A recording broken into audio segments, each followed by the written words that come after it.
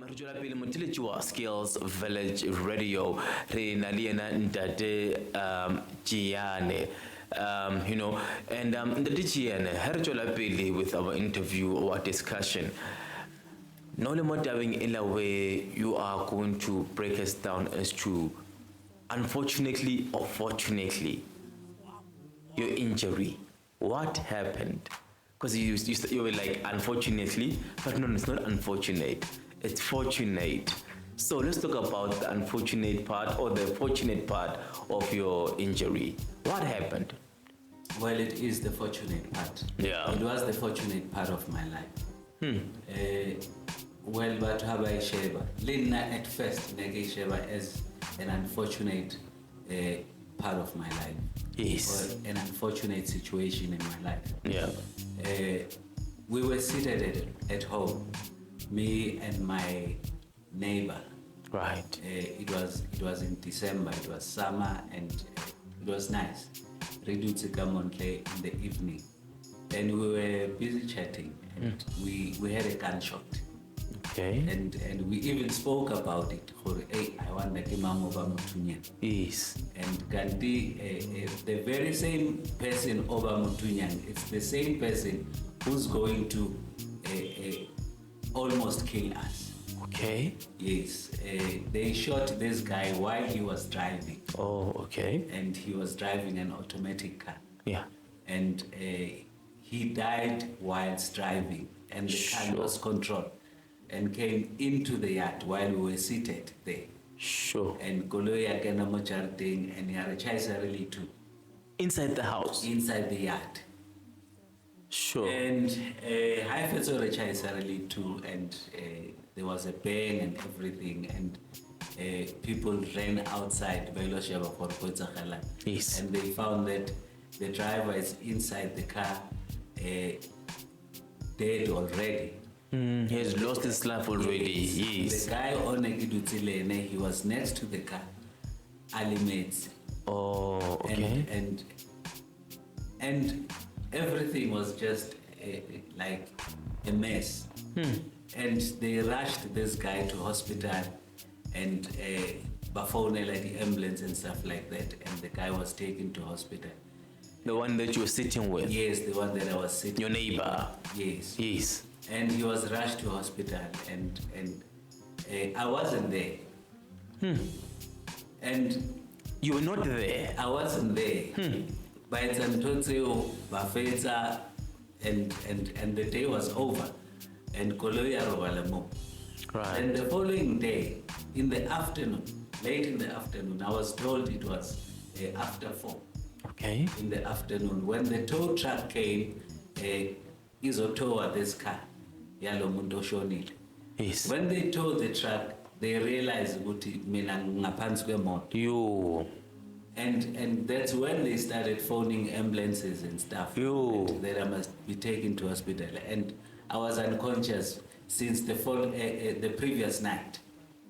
Unconscious underneath the car. And I was taken to hospital, and immediately my leg was amputated because I think it was bad. So you were still alive? I was still alive, but I was unconscious. I was in ICU. I was in ICU for 64 days. And I woke up after 64 days. Which is the following year? Yes, which is 1984. So this happened in 1983, December. And then you woke up next year? Yes, I woke up after 64 days. That was in February. What? So I guess that's where I met God, and that's where I realized my calling during that time. Because while I was unconscious, there was an old man who would come to me in a dream. I don't know whether more unconscious you are in a dream or what. Yes. But there was this old man who would come to me like repeatedly, again and again, and said, kunento ongakayenzi emhlabeni okusafanele uyenze. You need to start helping people. And Sure. In your unconsciousness. yes, I kept asking this old man, ukuthi ngizobasiza kanjani abantu, because I have nothing. Enginayo engizosiza ngayo abantu. What? Yes, you've got nothing, but uzobasiza abantu just by talking to them.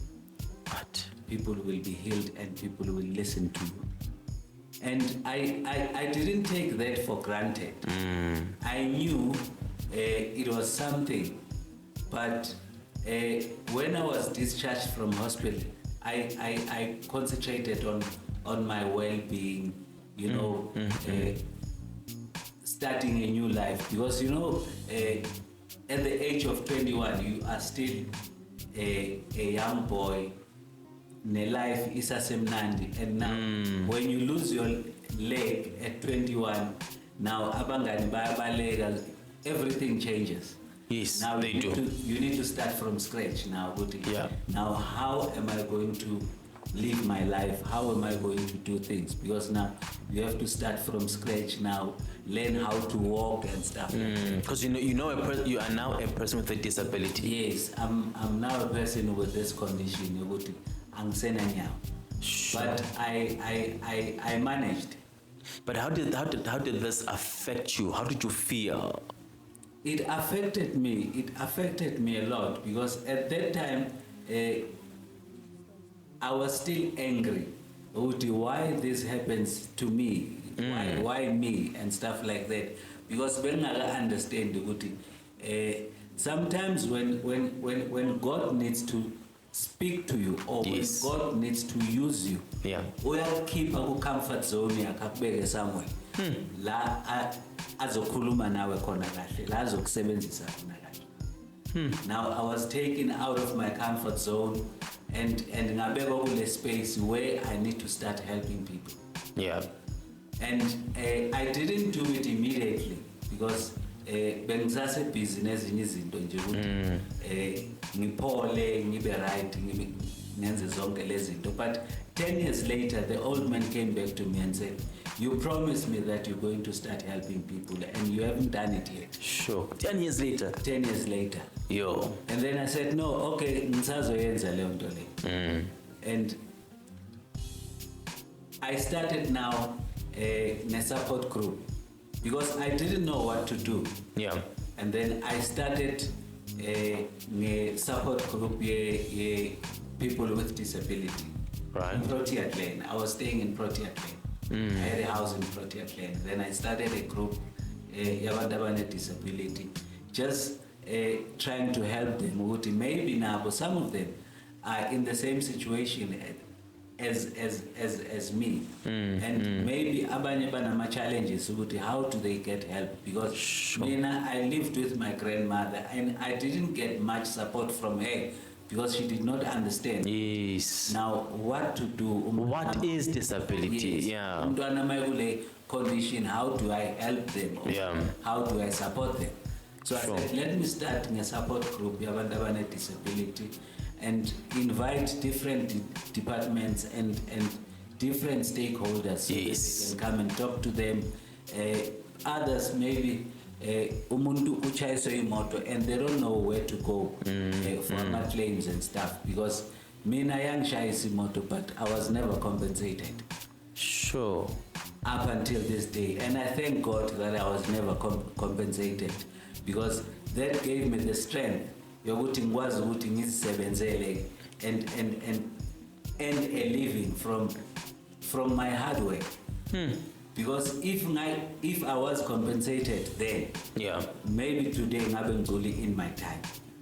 Mhlawumbe le mali ngabe seyiphelile leyo mali abanginika yona, maybe ngabe ngiyihobo somewhere. You wouldn't have been serving your purpose. Exactly. I wouldn't have been serving people the way I'm serving people now.